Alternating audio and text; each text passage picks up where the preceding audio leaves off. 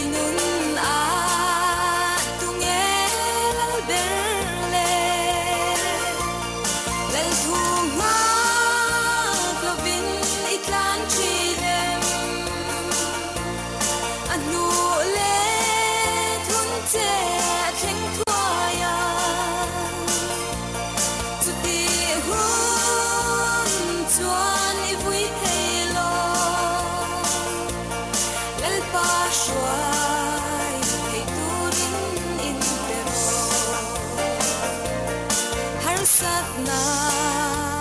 in reng nuaya po ka fel na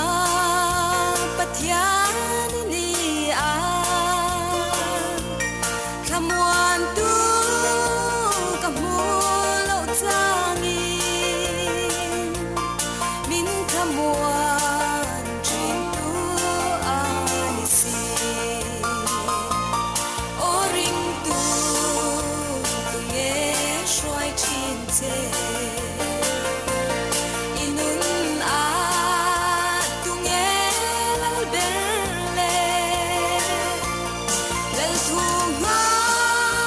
glovin itlan chilem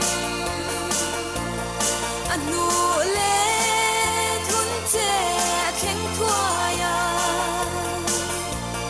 tu ti hun chuan I vui thelo lal pa shwa